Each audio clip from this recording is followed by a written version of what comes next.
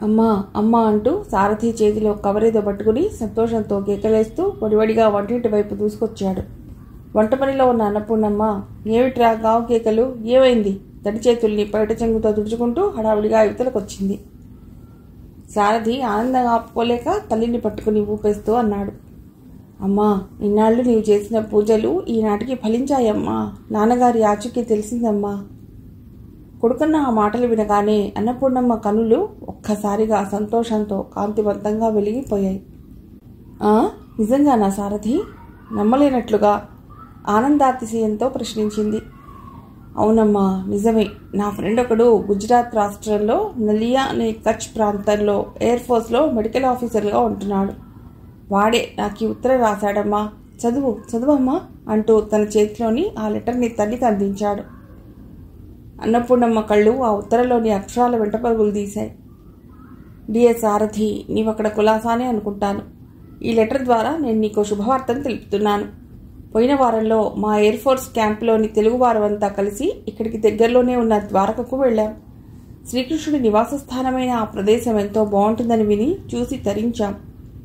అక్కడ ఎంతోమంది సాధు పొంగవులు కూడా దర్శనమిచ్చారు.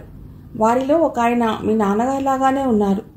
నా దగ్గరున్న మీ నాన్నగారి ఫోటోకి ఈయనకి చాలా దగ్గరి పోలికలున్నాయి.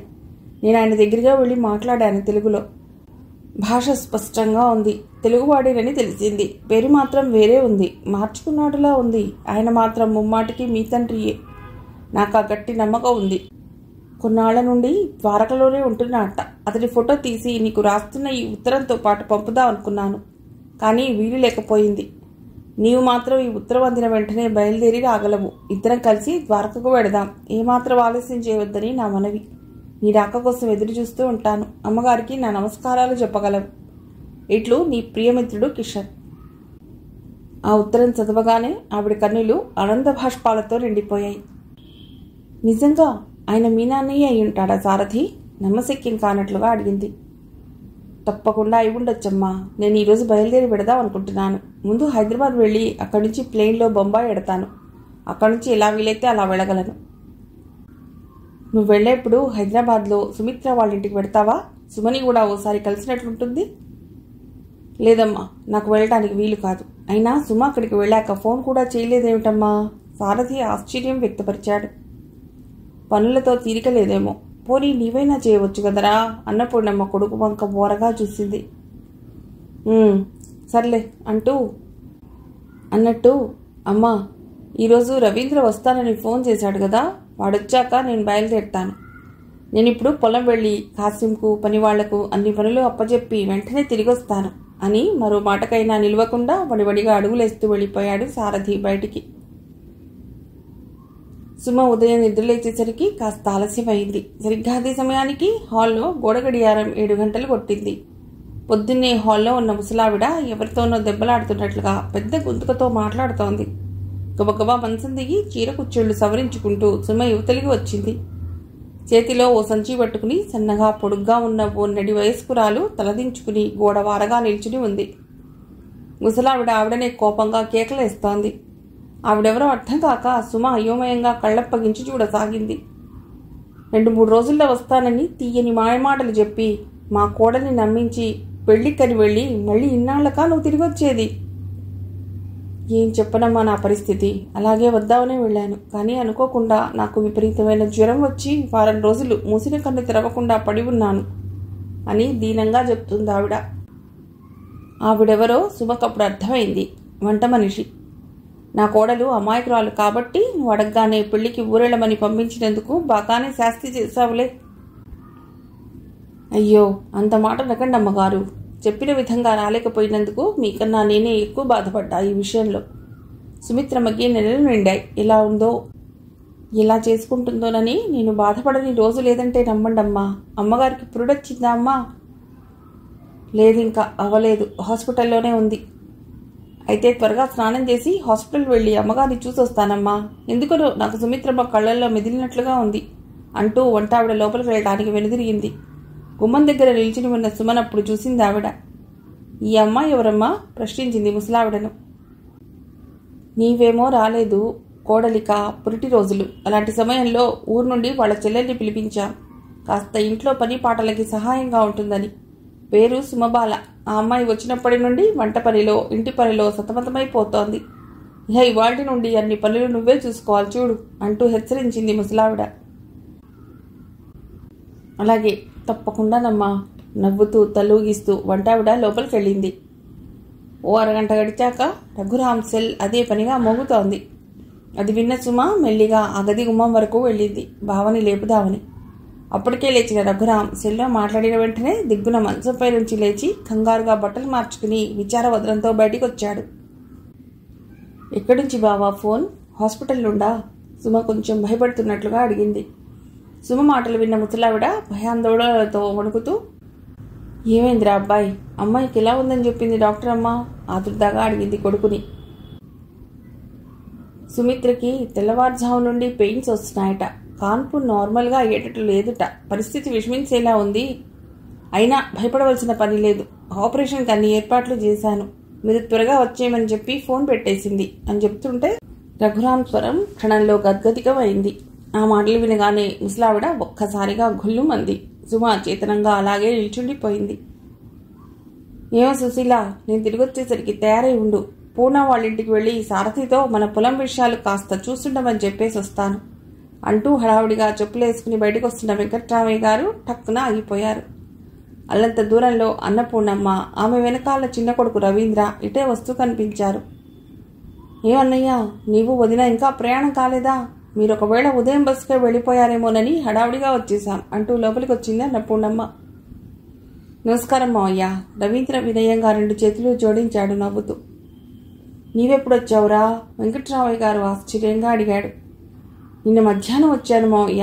కాలేజీకి అనుకోకుండా వారం రోజులు సెలవిచ్చారు, అందుకని వచ్చాను. అక్కడంతా కులాసానే కదా? అంతా క్షేమమే మావయ్య.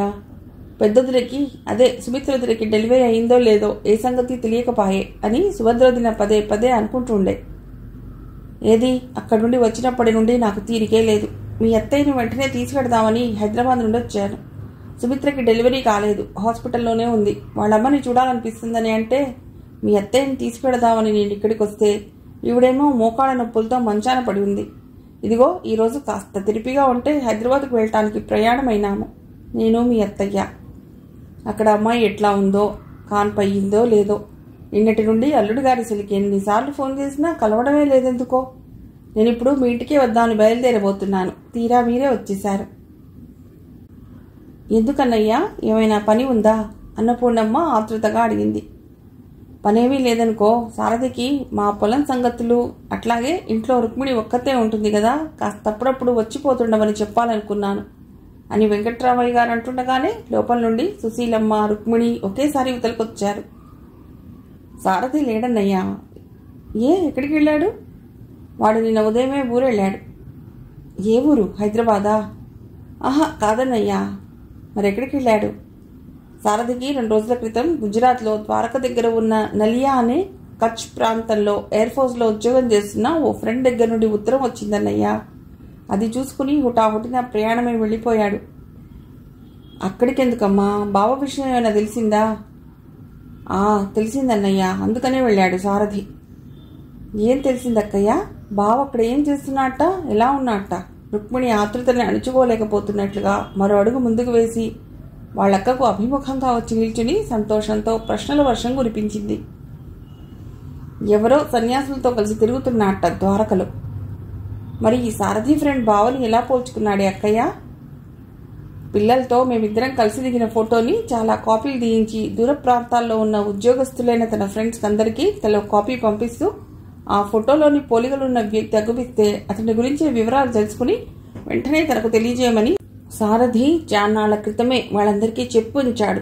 దాని ఫలితమే సారథి ఇప్పుడు గుజరాత్ వెళ్ళటం. ఇన్నేళ్లకి నీ పూజలు ఫలించాయి పూర్ణ. భగవంతుడు కళ్ళు తెరిచాడు. తండ్రి కొడుకులిద్దరూ త్వరగా ఇంటికి తిరిగి వస్తే మన ఊరి శివాలయంలో అభిషేకం చేయించి కొబ్బరికాయలు కొడతాను. సంతోషంతో అప్పుడే మొక్కులు కూడా మొక్కుకుంది సుశీలమ్మ. నీవెన్ని కొబ్బరికాయలు కొడతావో ఖచ్చితంగా మొక్కుకోలేదత్తయ్యా, రవీంద్ర నవ్వుతూ గుర్తు చేశాడు. మీ నాన్న తిరిగొస్తే అంతే చాలు, ఎన్నైనా కొట్టగలను. ఓ 25 కొబ్బరికాయలు కొడతాను చాలా, ఆవిడంది నవ్వుతూ. వదిన ఆడిన మాట తప్పదురా రవి. బావ తిరిగి రావాలే గాని తప్పకుండా కొబ్బరికాయలు కొడుతుంది అని నవ్వుతూ రుక్మిణి అభయం ఇచ్చింది రవీంద్రకు. పిన్ని మాటలకు అతను కూడా నవ్వాడు. భార్యాభర్తలన్నాక ఎన్నెన్నో మనస్పర్ధలు వస్తుంటాయి పోతుంటాయి. ప్రతి చిన్న విషయానికి తగ్గు పెట్టుకుని చిలికి చిలికి గాలివానలా చేసుకుని సంసార బంధాల్ని తెంచుకుని పెళ్ళాం పిల్లని వదిలేసి పిచ్చివాడిలా వెళ్ళిపోయిన బావ నిజంగా నీ 100 ఏళ్ల నిండు జీవితాన్ని చీకటిమయం చేశాడే పూర్ణ. బాధావేదనలతో నిట్టూరుస్తూ అన్నాడు వెంకట్రామయ్య గారు. నేను గతించిన దానికి బాధపట్టలేదు, చింతించడం అంతకన్నా లేదు. ఆయన ఎక్కడున్నా క్షేమంగా సంతోషంగా ఉంటే నాకంతే చాలన్నయ్యా అంటూ ఉంటే అన్నపూర్ణమ్మ కళ్ళల్లో నీళ్లు సుళ్ళు తిరిగాయి. బయట చెంగుతో గట్టిగా కళ్ళొత్తుకుంది. ఆ సంభాషణని మరోవైపు మరలిద్దామనే ఉద్దేశంతో రవీంద్ర, అయితే మావయ్య ఇక మీరు ప్రయాణానికి రెడీయేనా, వెళదామా బస్టాండ్కు అంటూ అక్కడే సర్ది ఉంచిన 2 బ్యాగులను చూడసాగాడు. అంతా రెడీయేరా, వెడదాం కానీ అన్నట్లు అంటూ ఏదో చెప్పబోయి అన్నపూర్ణమ్మ వైపు చూస్తూ అర్థోక్తిలో ఆగిపోయాడాయన. నువ్వు చెప్పబోయేదేమిటో నాకు తెలుసన్నయ్యా. మీరొచ్చే వరకు రుక్మిణి మా ఇంట్లోనే ఉంటుంది, ఇక్కడ బొక్కతే ఎందుకు? సరే, మరీ మంచిది. బట్టలన్నీ సర్దుకుని నీ వీళ్లతో పాటే వెళ్ళు రుక్మిణి. అలాగే అన్నయ్యా తలూపింది రుక్మిణి. ఇంకొక పని రవి, సుమిత్ర వాళ్ళకి నీవొకసారి ఫోన్ కలుపు. నేను నిన్నటి నుండి ట్రై చేస్తున్నాను, కలవటం లేదు. ఇదిగో వాళ్ళ నెంబర్ అంటూ ఆయన జేబులో నుండి ఓ కాగితంపై రాసి ఉన్న నెంబర్ ఇచ్చాడు. అలాగే మావయ్య అంటూ రవీంద్ర ఫోన్ దగ్గరికి వెళ్ళి ట్రై చేయబోయాడు. అసలు రెస్పాన్సే లేదు. ఫోన్ డెడ్ అయ్యింది, అందుకనే మీకు కలవటం లేదు. అవునా, ఇక అది బాగయ్యేది ఎప్పుడో. అయినా ఇప్పుడేం అవసరం లేదు కదా. అంతలోనే పోస్ట్ మ్యాన్ వచ్చాడు వాళ్ళ ఇంటికి. ఉత్తరం ఏదో వచ్చినట్లుంది మనకు, వెళ్ళందుకో రవి అన్నాడు వెంకట్రామయ్య గారు మేనల్లుడితో. రవీంద్ర ముందుకెళ్ళాడు తీసుకోవటానికి. లెటర్ కాదండి, టెలిగ్రామ్ వచ్చింది మీకు, ఇక్కడ సంతకం చేయండి అంటూ పోస్ట్ మ్యాన్ నేరుగా వెంకట్రామయ్య గారి దగ్గరికి వచ్చి సంతకం తీసుకుని అది ఇచ్చి వెళ్ళిపోయాడు. పోస్ట్ మ్యాన్ మాట వినగానే అక్కడున్న వాళ్ళందరూ భయాందోళనలతో ఉక్కిరిబిక్కిరి అయిపోయారు. ఎక్కడి నుంచో అది విప్పి చదువు రవి, ఏదో తెలియని భయంతో గద్గదిక స్వరంతో తడబాటుగా అన్నాడు వెంకట్రామయ్య గారు. మీరేం భయపడకండి మావయ్య, మన ఇంట్లో ఫోన్ డెడ్ అయినందుకు సుమిత్ర దినం వాళ్ళు ఇచ్చినట్లున్నారు ఇది అంటూ చిన్నగా కంపిస్తున్న చేతులతో ఆ కాగితం విప్పాడు Ravindra. Sumitra expired, start immediately Raghuram అన్న చిన్న వాక్యం ఉందందులో. అది చదవగానే అతని బుర్ర గిర్రున తిరిగిపోసాగింది. అంతా అయోమయంగా ఉంది. ఎక్కడి నుంచి, ఏముంది అందులో, త్వరగా చెప్పరా రవి అంతా ఉక్కుమ్మడిగా అరిచినట్లు అడుగుతుంటే రవీంద్ర కళ్ళ నిండా నీళ్లు సుళ్ళు తిరిగాయి. వాళ్ళకి ఏం చెప్పాలో ఎలా చెప్పాలో తెలియక బిక్కమొహం వేసుకుని, ఇది రఘురాం అన్నయ్య ఇచ్చిన టెలిగ్రామ్ మావయ్య. సుమిత్రోదిన మనకిక లేదత్తయ్యా. ఇక ఆపై మాట్లాడలేకపోతున్నట్లుగా బావురుమన్నాడు. శ్రోతలంతా ఒక్కసారిగా గొల్లుమన్నారు. పెద్ద కూతురి మరణ వార్త వినగానే సుశీలమ్మ ఫిట్ వచ్చిందాన్లా విరుచుకు పడిపోతుంటే అన్నపూర్ణమ్మ రుక్మిణి చెరోవైపు అదిమి పెట్టుకుని ఆవిడ కింద పడిపోకుండా ఆపారు. ఒంటరిగా చీకట్లో గదిలో కూర్చున్న రఘురాం నిశ్శబ్దంగా రోధిస్తున్నాడు. కళ్ళు మూసినా తెరిచినా అనుక్షణం భార్య రూపమే అనిపిస్తోంది. సుమిత్ర చనిపోయి ఇవాళ్టికి 2వ రోజు. చీకట్లో కూర్చున్నావే నాయనా అంటూ లోనికి వస్తున్న వెంకట్రామయ్య గారు గదిలో లైట్ వేశాడు. చీకటి కాక నాకింకేం మిగిలింది మావగారు, నా జీవితమే అంధకారమైపోయింది ఏడుపు స్వరంతో అన్నాడు రఘురాం. బాధపడకు బాబు, ఏం చేస్తాం, మన కర్మ. సుమిత్ర ఇంత త్వరలో మన నుండి దూరం అవుతుందని అనుకోలేదు. మరపు రాకుండా ఉండే ఆమె స్మృతుల్ని మర్చిపోవటానికే వీలైనంతగా ప్రయత్నించాలి. సర్వం మరిచి నువ్వు ఇలా అనుక్షణం విలపిస్తూ కూర్చుంటే పెద్ద మనిషి మీ అమ్మగారి మాట ఏమిటి, అన్నం పుణ్యం మెరుగని ఆ పసివాళ్ల మాట ఏమిటి? చెట్టంత కూతుర్ని పోగొట్టుకుని గుండెల నిండా ఎనలేని దుఃఖాన్ని నింపుకుని ఉండి కూడా అల్లుడికి ఓదార్పుగా అనునయ వాక్యాలు చెప్పసాగాడు ఆయన. అయినా రఘురాం అదేం వినిపించుకోకుండా మోకాళ్ల చుట్టూ 2 చేతులు పెనవేసుకుని అరచేతుల్లో తల ఇముడ్చుకుని పిచ్చివాడిలా దుఃఖిస్తూనే ఉన్నాడు. నిజంగా అక్కయ్య చనిపోయిందంటే సుమకి సుతరాము నమ్మకం కలగటం లేదు ఈ క్షణం వరకును. తాను కళ్ళారా చూసిన చావే అయినా ఎందుకనో మనసలా ఒప్పుకోవటం లేదు. అంతా క్షణాల్లో కలలో జరిగినట్లుగా జరిగిపోయింది అక్క అంతిమయాత్ర. భగవంతుడా, ఏం పాపం చేసుకున్నారని ఈ పసివాళ్లకి తల్లి ప్రేమను కరువు చేసి ఎంతటి ఘోరం చేశావు అనుకుంటూ పిచ్చిగా విలపించసాగింది సుమబాల. ఇహ ముసలావిడ పరిస్థితి సరే సరే, వంశాంకురం కావాలంటూ తాను పట్టుబట్టడం వల్లనే క్రితంసారి డెలివరీ అయినప్పుడు ఆపరేషన్ చేయించుకోలేకపోయింది సుమిత్ర. తాను ఆనాడు ఆపరేషన్కి ఒప్పుకొని ఉంటే ఈనాడి ఘోర కృత్యం జరిగుండేది కాదు. ఇంటికి ఇల్లాలు, పిల్లలకి తల్లి లేకుండా పోయింది తన మూర్ఖత్వం వల్లనే అన్న నగ్న సత్యం తెలిసేసరికి ముసలావిడ నెత్తి నోరు బాదుకుంటూ హృదయ విదారకంగా విలిపించసాగింది. సుశీలమ్మ కూతుర్ని బతికుండగానే కడసారి చూపుకైనా నోచుకోలేకపోయినందుకు ఆ కన్నతల్లి హృదయంలోని దుఃఖం ఎవరికర్థమవుతుంది? కాన్పు కష్టమై సుమిత్రకి ఆపరేషన్ చేశారు. కానీ అప్పటికే సమయం మించిపోయింది. ఆ పసికందు లోపలే పోయాడు. కనీసం తల్లి ప్రాణాన్నైనా బతికించుదామని ఆఖరి ఘడియ వరకు ప్రయత్నించారు. కానీ లాభం లేకపోయింది. ఆ పసివాడితో పాటు సుమిత్ర కూడా పరలోకానికి చేరుకుంది. సుమిత్ర అంత్యక్రియలు ముగిసిన మరుసటి రోజే రుక్మిణి, అన్నపూర్ణమ్మ, రవీంద్ర తిరిగి పల్లెకి వెళ్ళిపోయారు. గౌతమి కూడా భర్తతో పాటు కలిసి వచ్చి వెళ్ళిపోయింది. సుభద్ర వాళ్ళు వచ్చారు. పిల్లల్ని దగ్గరకు తీసుకుని బావురు మంది. బావని పలకరించడానికి ధైర్యం చాలటం లేదు. ఆనందరావే అన్నగారిని వాటేసుకుని మౌనంగా ఓదార్చాడు సజల నయనాలతో. సరైన అడ్రస్ లేకపోవటం వలన, సెల్కు చేస్తే కలవకపోవటం వలన సారథికి ఈ వార్త తెలుపలేకపోయారు. బావ ఎప్పుడు వస్తాడత్తయ్యా? వెళ్లే ముందు అన్నపూర్ణమ్మని అడిగింది సుమ. ఏమోనమ్మా, ఎప్పుడొస్తాడో తెలియదు. ఇప్పట్లో బావ తిరిగి వస్తే ఇక్కడికి తప్పకుండా రమ్మని చెప్పండి అత్తయ్యా, వేడుకోలుగా అంది. నేను చెప్పడం ఏమిటి పిచ్చి తల్లి, ఈ ఘోర వార్త తెలియగానే వాడే ఇక్కడికి రెక్కలు కట్టుకుని మరీ వాళ్తాడు అంటూ పైట చెంగుతో కళ్ళొత్తుకుందావిడ. వెంకట్రామయ్య గారి దగ్గరుండి అల్లుడితో కూతురి కర్మ కార్యక్రమాలన్నీ సక్రమంగా జరిపించాడు. ఆ మరుసటి రోజే పక్కింటి సుగుణమ్మ గారు వాళ్ళ పిచ్చబ్బాయిని ఢిల్లీకి చికిత్స కోసం తీసుకెడుతున్నారు. వెళ్లే ముందు సుమతో చెప్పటానికని వీళ్ళింటికి వచ్చిందావిడ. ఆమెను చూడగానే అప్రయత్నంగా సుమ కళ్ళ నిండా గిరున నీళ్లు తిరిగాయి. ఏడుస్తున్న సుమని ప్రేమతో దగ్గరకు తీసుకుని ఆర్తిగా గుండెలు కదుముకుందావిడ. సుమిత్ర మనకింత అన్యాయం చేసిపోతుందని కల్లో కూడా అనుకోలేదు. మన చేతుల్లో ఏవీ లేదు సుమా, నిమిత్త మాత్రమే. నిక్షేపంలాంటి మా అబ్బాయి ప్రేమించిన అమ్మాయి కారణంగా పిచ్చివాడవటం మూలాన సుమిత్ర ఎంతగానో తల్లడిల్లేది. వాణ్ణి చూసినప్పుడల్లా బాధతో విపరీతంగా చలించిపోయేది. హీన స్వరంతో అంది, మీరు ఇప్పుడేనా వెళ్ళటం పిన్నిగారు? అవునమ్మా, ఇంకో అరగంటలో ట్రైన్ ఉందిట, చెప్పి పెడదామని ఇలా వచ్చాను. అక్కడికి వెళ్ళాక వాడి పరిస్థితి ఎలా ఉంటుందో ఏమిటో నాకంతా భయంగానే ఉందమ్మా. మీరేం అనవసరంగా భయపడకండి పిన్నిగారు, మీ ఆఖరి ప్రయత్నం తప్పకుండా ఫలిస్తుంది.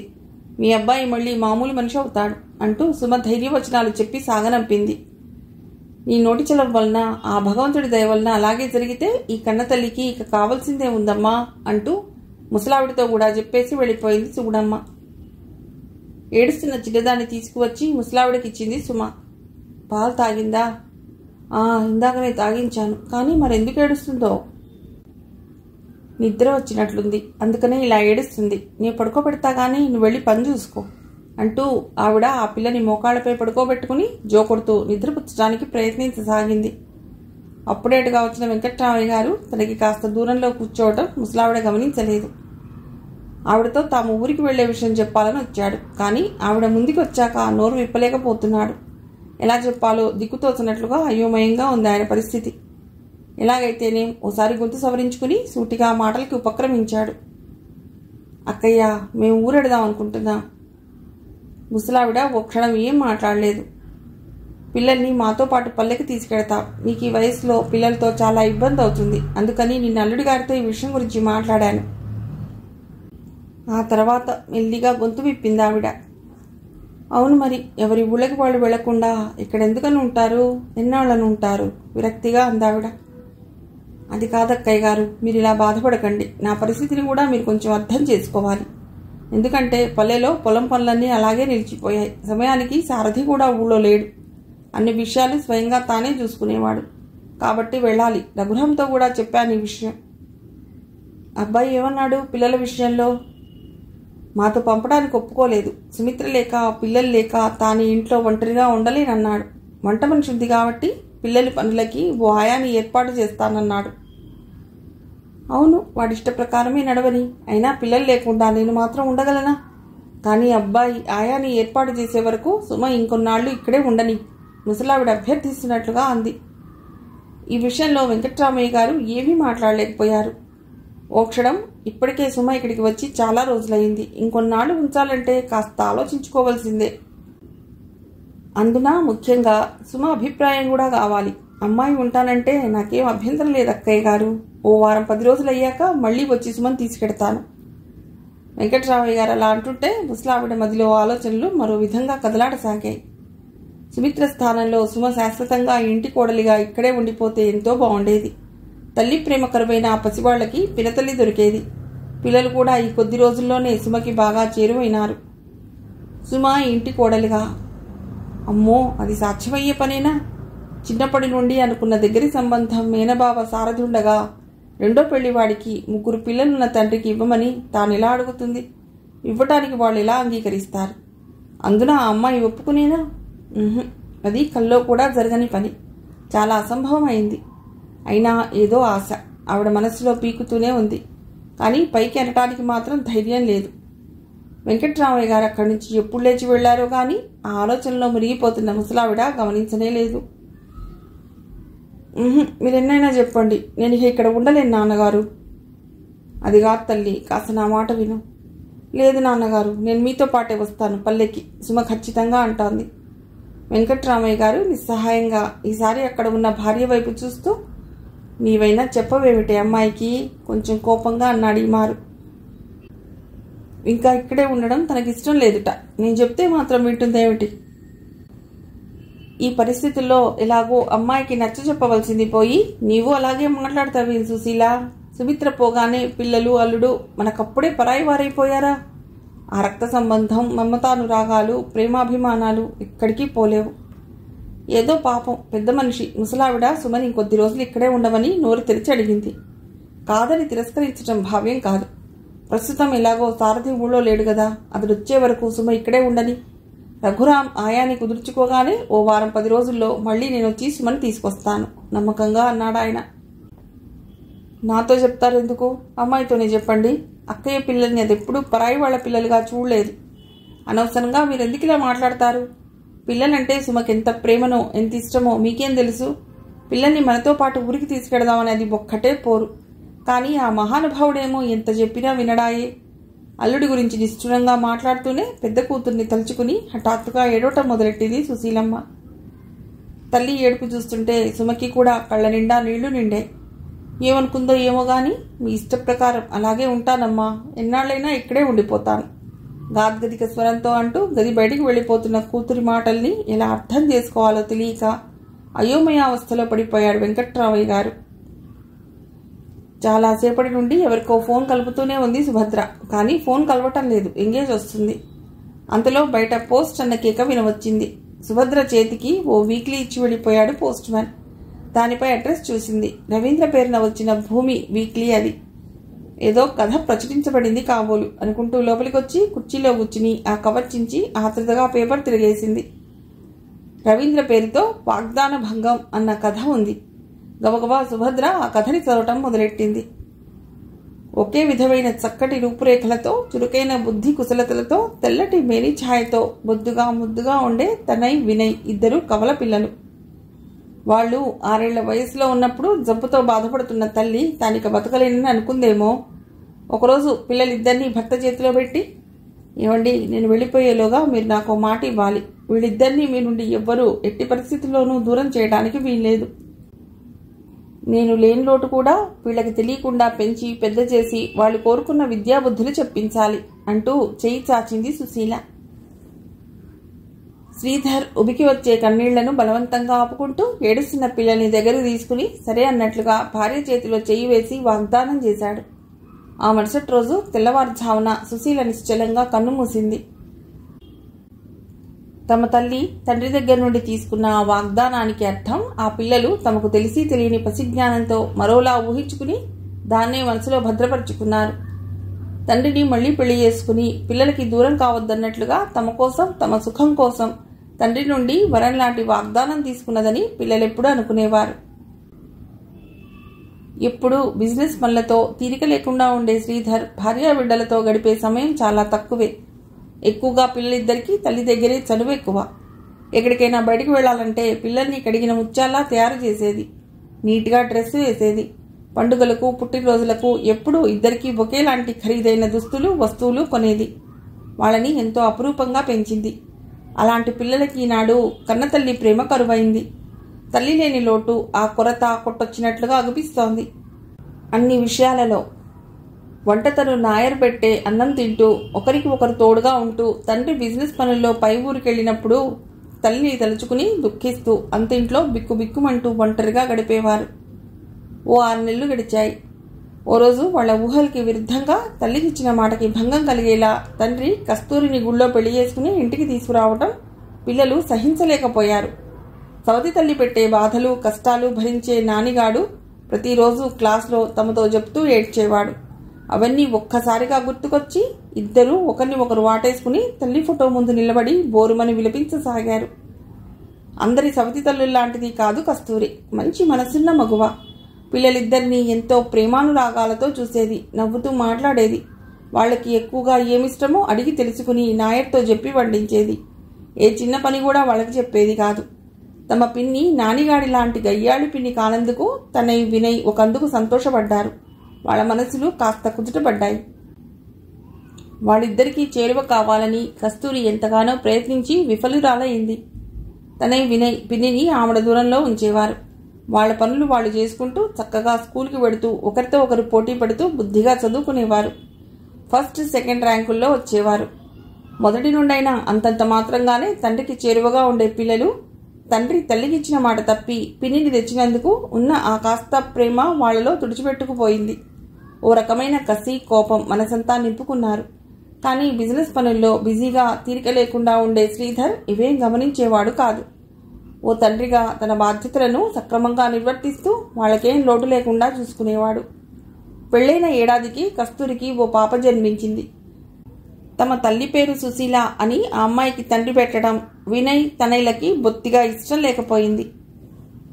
అన్నయ్యలైన వినయ్ తనయ్యలు చెల్లెల్ని ఏనాడూ వాళ్ళు ఎత్తుకోలేదు సరికదా. కనీసం ఏడుస్తుంటే దగ్గరికి వచ్చి ఆడించేవారు కూడా కాదు. ఎవరో పరాయి పిల్లలాగా దూరం నుండే చూసేవారు గాని చెంతకు కూడా వెళ్లేవారు కాదు. ఆ దృశ్యం చూసినప్పుడు కన్నతల్లి కస్తూరి మనస్సెంతో బాధతో తల్లడిల్లేది. కానీ ఏ చిన్న విషయమైనా వాళ్ల గురించి చెడుగా భర్తకు చెప్పేది కాదు. అన్నీ తనలోనే దాచుకునేది. చూస్తుండగానే కాలక్రమంలో కొన్ని సంవత్సరాలు ఇట్టే తిరిగిపోయాయి. మంచి ఒడ్డు పొడవులతో పెద్దవారైన వినయ్ డాక్టర్ అయినాడు. తనే ఇంజనీర్ అయ్యాడు. తనకెంత కష్టమైనా కొడుకులిద్దరినీ వాళ్ళు చదువుతామన్నా వాళ్ళు ఇష్టపడిన గొప్ప చదువులే చదివించాడు శ్రీధర్. తనతో పాటు మెడిసిన్ చేసిన శశిని ప్రేమించిన వినయ్ ఆ అమ్మాయిని పెళ్లి చేసుకుని పై చదువులకి లండన్ వెళ్లిపోయాడు. ఇంజనీర్ చేసిన షీలని రిజిస్టర్ మ్యారేజ్ చేసుకున్న తనై అమెరికాకి వెళ్లిపోయాడు. రెక్కలొచ్చిన పక్షుల్లా కూటి నుండి ఎగిరిపోయిన కొడుకుల్ని మళ్లీ చూస్తానో చూడనో అన్న అనుమానం శ్రీధర్ మనసులో కదలాడింది. విదేశాల్లో సెటిల్ అయిన వాళ్లు బాగా సంపాదిస్తున్నారని కూడా వినికిడి. వెళ్లినప్పటి నుండి ఓ ఉత్తరం, 2 ఫోన్ కాల్స్ తప్పించి మరే ఇతర విషయాలు తెలియవు. ఈ 2-3 ఏళ్లలో ఇక్కడ శ్రీధర్ పరిస్థితి మాత్రం ఆర్థికంగా బాగా దిగజారిపోయి అధ్వానంగా తయారైంది. బిజినెస్ లో పోటీతనం ఎక్కువైంది. అనుకోని ఎదురు దెబ్బలు, ఎన్నో కష్టాలు, మరెన్నో నష్టాలు, అప్పులు అవి మాత్రం మిగిలాయి.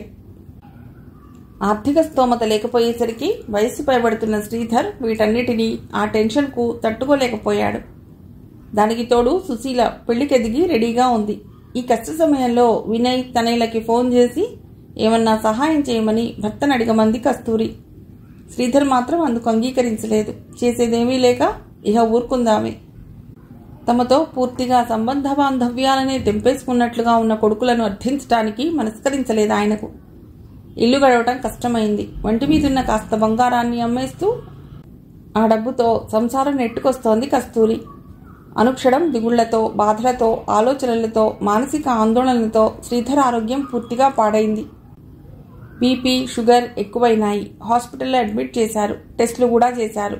గుండెలో కుడివైపు 2 వాల్స్ పూర్తిగా మూసుకుపోయాయని, ఆపరేషన్ చేయాలని డాక్టర్లు చెప్పారు. ఏం చేయాలో తోచలేదు కస్తూరికి, సుశీలకి. చేతిలో డబ్బు లేదు. ఆ కష్టకాలంలో ఆదుకునేవారే కనిపించలేదు. ఆరోగ్యం కొంచెం మెరుగైనాక శ్రీధర్ను ఇంటికి తీసుకొచ్చారు.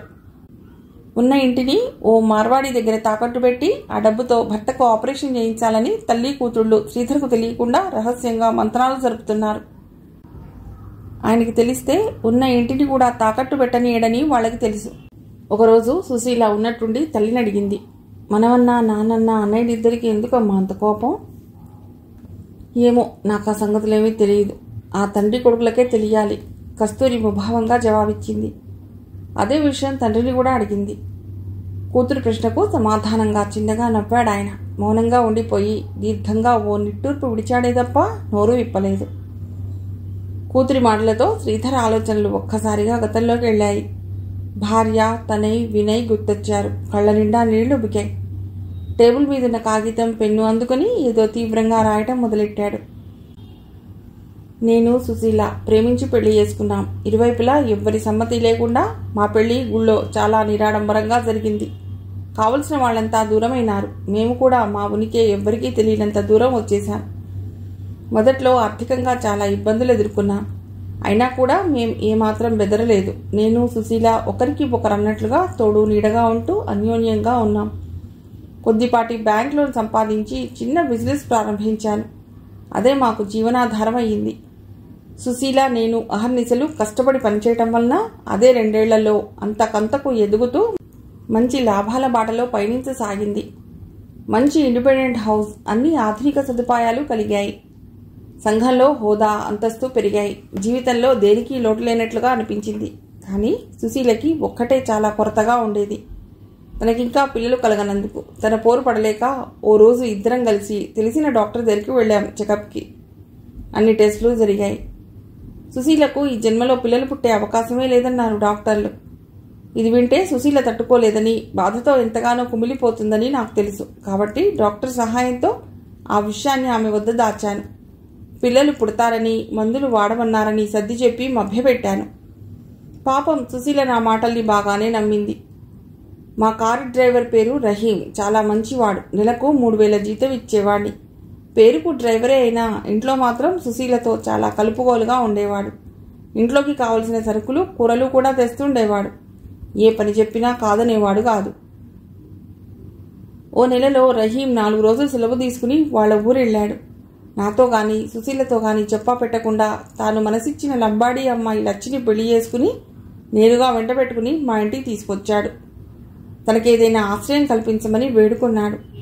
కలవరేకుల్లాంటి పెద్ద పెద్ద కళ్లతో, చంద్రబింబం లాంటి గుండ్రటి మొహంతో, ఎర్రటి శరీర ఛాయతో, కాస్త పొట్టిగా, ఒత్తైన నల్లని పొడవాటి జుట్టుతో చాలా చిన్న వయస్కురాలైన ఆ అమ్మాయి ఎంతో అందంగా, బొద్దుగా, రహీంకు తగిన జోడీగా ఉందనిపించింది.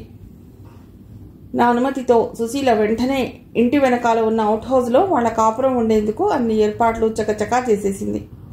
ఆ అవుట్ హౌస్లో వాళ్ళిద్దరూ హాయిగా అన్యోన్యంగా కాపురం చేస్తుండేవారు. సుశీల సాంగత్యం వలన లచ్చి కట్టుబొట్టుతో పాటు మాట తీరులో కూడా మంచి చెప్పుకోదగ్గ మార్పు వచ్చింది. లచ్చి ఇంట్లో సుశీలకు అన్ని పనులలో సహాయంగా ఉండేది. తీరిక దొరికినప్పుడు చదువు కూడా నేర్చుకునేది. లచ్చి రహీంతో కలిసి వాళ్ళిద్దరి సహాయంతో సుశీల ఇంటి ముందు తన అభిరుచికి అనుగుణంగా చక్కటి గార్డెన్ తయారు చేసింది.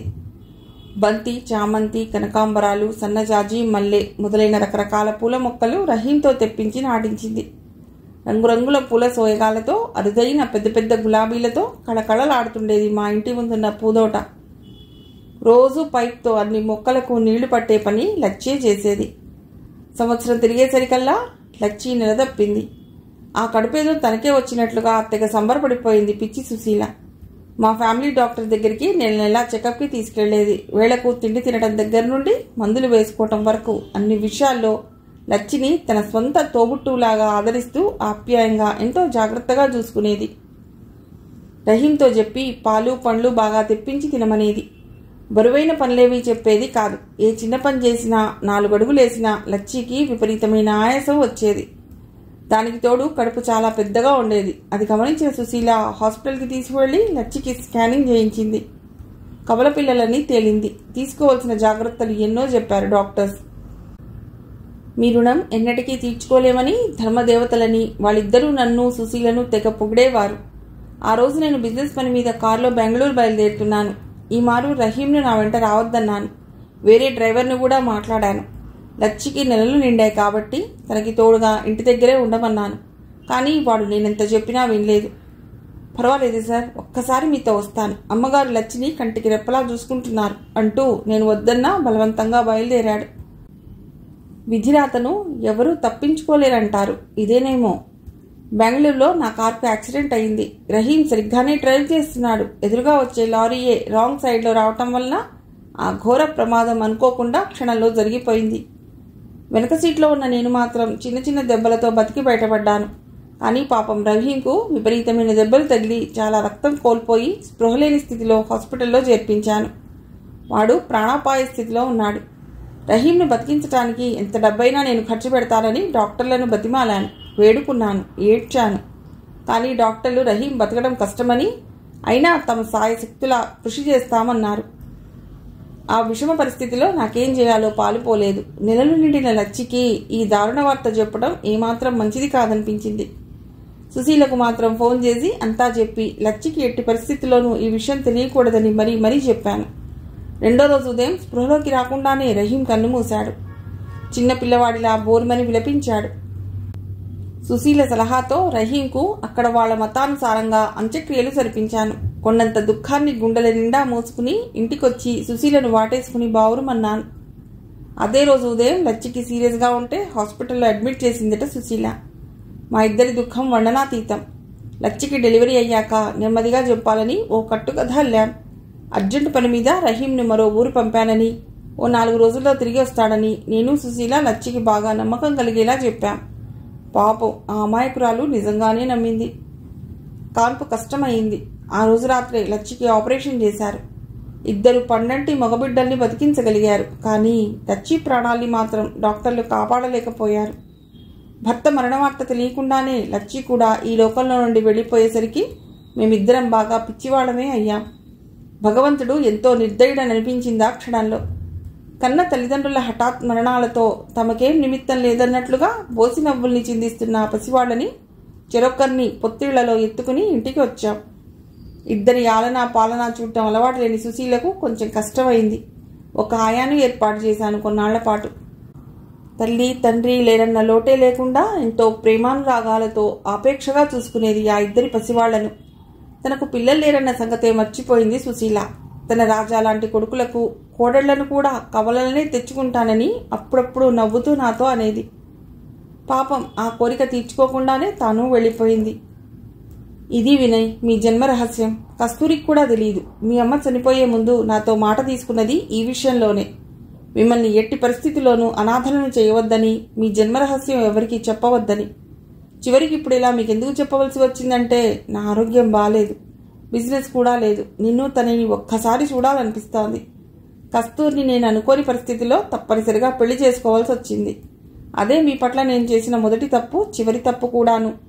కానీ ఆమె ఎప్పుడూ మిమ్మల్ని తన బిడ్డలుగానే భావించింది. వినయ్కి కూడా ఇదే ఉత్తరాన్ని పంపిస్తున్నాను. పిన్నిగా కస్తూరి బాగోగులను, సుశీల పెళ్లి బాధ్యతను కూడా ఇక మీరే పెద్ద మనసుతో స్వీకరించాలని అర్థిస్తున్నాను.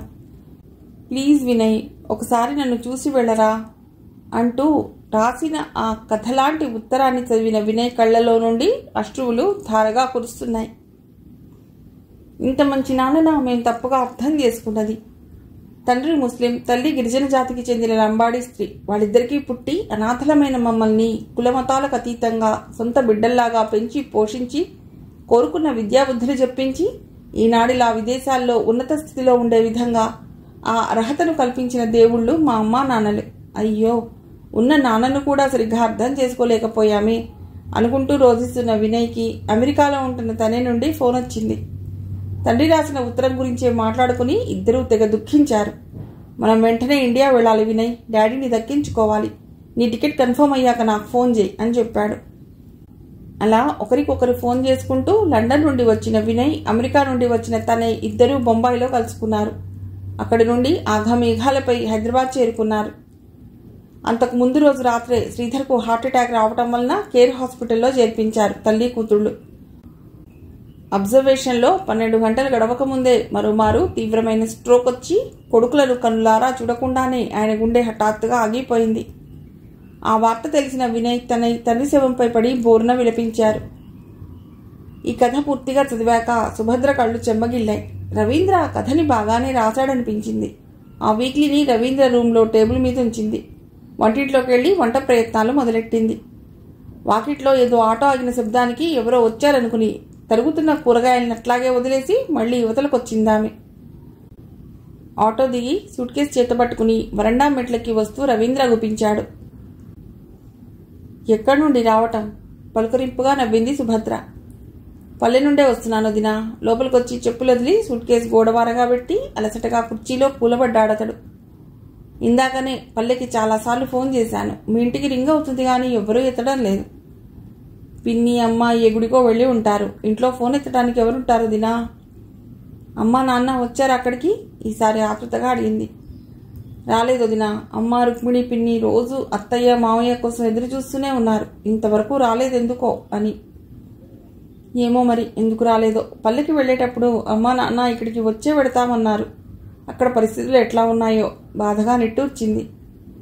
పిల్లల్ని ఊరికి తీసుకువచ్చే విషయంలో ఆలస్యం జరిగి ఉండవచ్చునని అమ్మ పిన్ని అనుకుంటున్నారు అక్కడ. రవీంద్ర ఆ మాట కూడా చెప్పాడు.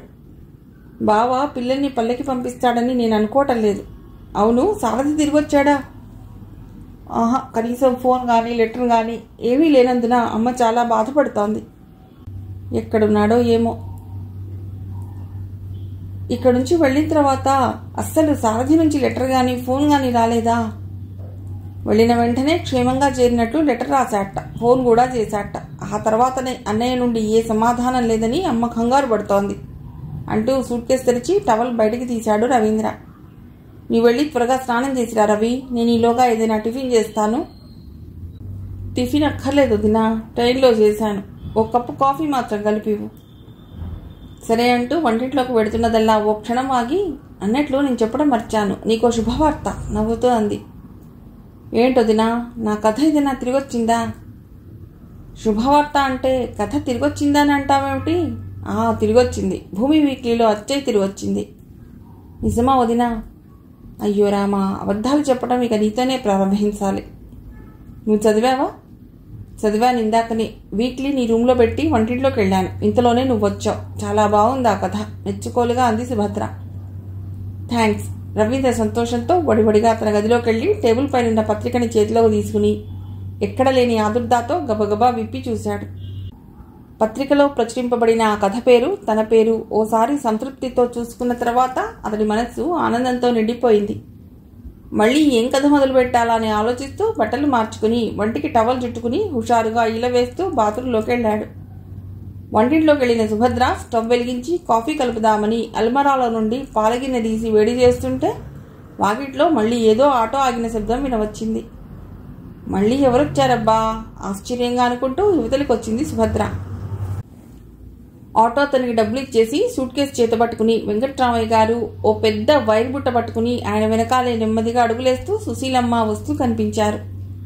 తల్లిదండ్రులను చూడగానే ఆమె ముఖం సంతోషంతో వెలిగిపోయింది. మీ గురించే ఇందాకనే అనుకుంటున్నాను నాన్న, ఇంతలోనే మీరొచ్చారు అంటూ నవ్వుతూ ఎదురెళ్లి తండ్రి చేతిలో నుండి సూట్ కేసు అందుకుంది. అందరూ లోపలికి వచ్చారు. సుశీలమ్మ ముందు హాల్లో కుర్చీలో ఆయాసంగా కూలబడింది. ఇన్ని రోజులు అక్కడే ఉండిపోయారేమిటమ్మా? సుమని తీసుకురాలేదెందుకని?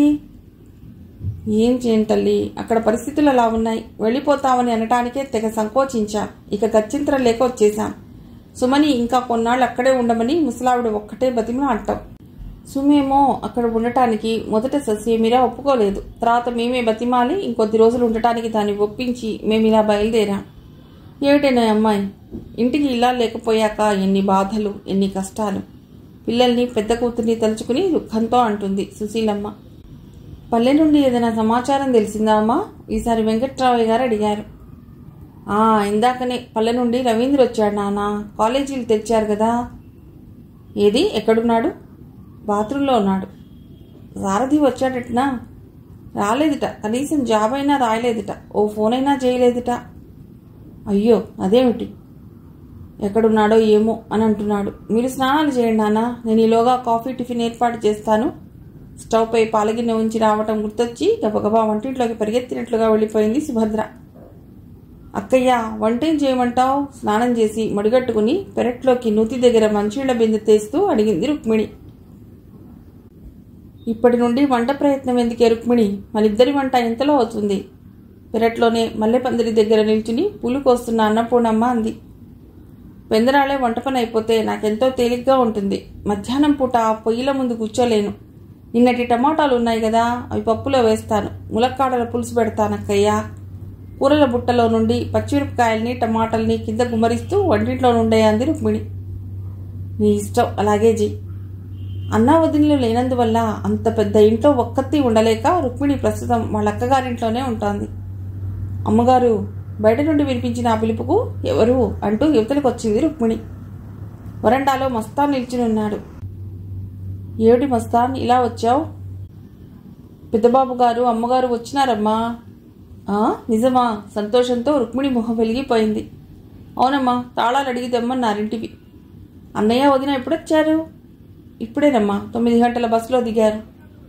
ఎవరే వచ్చింది రుక్మిణి, ఎవరితో మాట్లాడుతున్నావు అంటూ చేతిలోని పూల సజ్జతో పెరట్లో నుండి ఇంట్లోకి వచ్చింది అన్నపూర్ణమ్మ.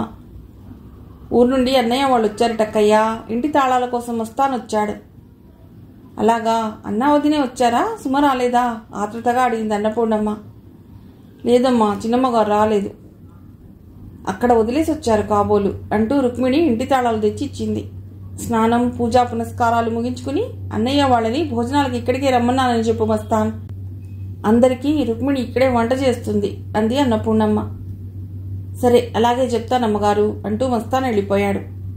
ఏమిటో అన్నయ్య పిచ్చి కానీ, ఎదిగిన పిల్లని ఇంకా ఎందుకు వాళ్ళింట్లో ఉంచి రావటం, సుమని అక్కడికి పంపించటం సారథికి అస్సలు మొదట్లోనే ఇష్టం లేదు. ముభావంగా అందామె చెల్లెలితో. అవును, ఎందుకు ఉంచటం? కావాలంటే పిల్లల్ని తీసుకురావాల్సింది. ముసలావిడికి తోడుగా వంట మనిషి ఉంటనే ఉంది కదా. ఏమో మరి, ఎందుకు ఉంచొచ్చారో మనకెలా తెలుస్తుంది? విషయం ఏమిటో అంటూ అన్నపూర్ణమ్మ చేతిలోని పూలబుట్ట దేవుడి గదిలో పెట్టి స్నానానికి వెళ్ళింది. రుక్మిణి గబగబా వంటకి ఉపక్రమించింది. భోజనాలయ్యాక అందరూ తీరుబడిగా ముందు గదిలో కూర్చుని మాటలకు ఉపక్రమించారు. వెంకట్రామయ్య గారు మాత్రం గోడ వారగా వాల్చి ఉన్న నవారు మంచంపై మేను వాల్చాడు. వాళ్ళ వాలకం చూస్తుంటే చాలాసేపటి నుండి వాళ్ళిద్దరి మధ్య సంభాషణ జరుగుతోందని తెలుస్తోంది.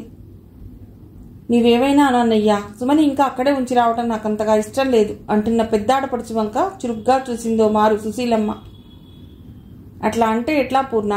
ఆ ఆపద సమయంలో వాళ్ళని ఆదుకోవటానికి మనం కాక ఇంకెవరున్నారు? అక్కడికి చెప్పాను, పిల్లల్ని మా వెంట తీసుకెడతామని. అల్లుడు వింటేగా అంది కాస్త నిష్ఠూరంగా. ఈలోగా సారథి వస్తే సుమ ఇంకా అక్కడే ఉంటే ఏమన్నా అనుకుంటాడేమోనని అక్కయ్య ఉద్దేశం కాబోలు వదిన గారికి సర్ది చెప్తున్నట్లుగా అంది రుక్మిణి. సారథి రాని రాకపోని ఈ వారం రోజుల్లో మళ్ళీ నేను వెళ్ళి అమ్మాయిని తీసుకొస్తాను, వెంకట్రామయ్య గారు ఖచ్చితంగా చెప్పాడు. అంతలోనే మస్తాన్ చేతిలో ఏదో కవర్ పట్టుకుని వచ్చాడు. అమ్మగారు, పోస్ట్ మ్యాన్ నేను ఇటు వస్తుంటే దారిలో కనిపించి ఈ ఉత్తరం మీకు ఇవ్వమన్నాడు, అన్నపూర్ణమ్మని ఉద్దేశించి అన్నాడు.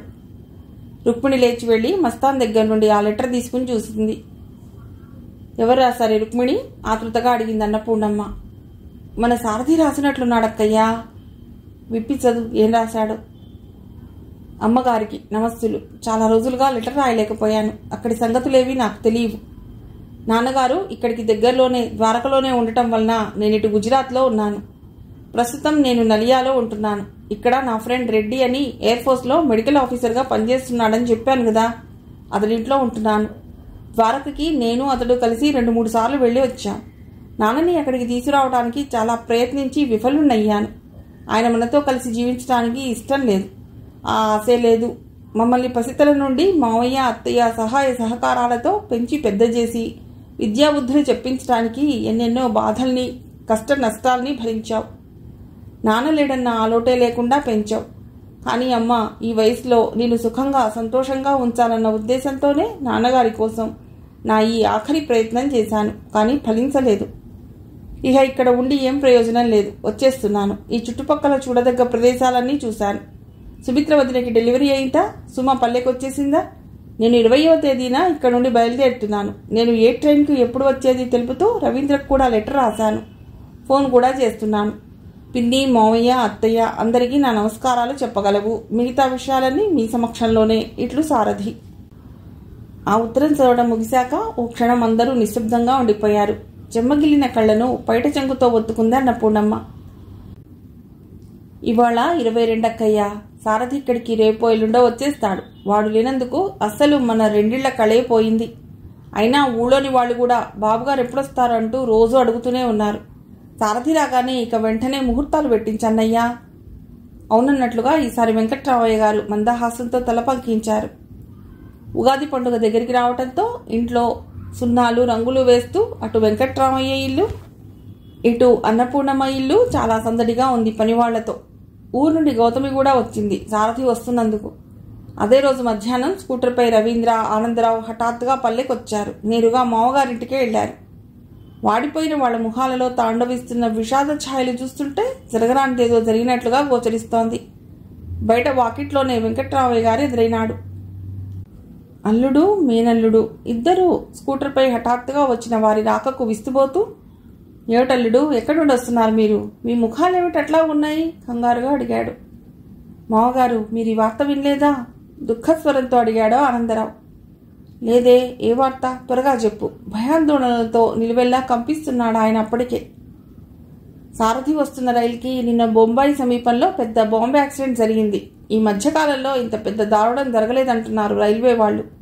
చాలామంది ప్రాణాలు పోగొట్టుకున్నారు. ఆనందరావు, రవీంద్ర దుఃఖస్వరంతో చెప్పలేక చెప్తూ మధ్యలో ఆగిపోయారు.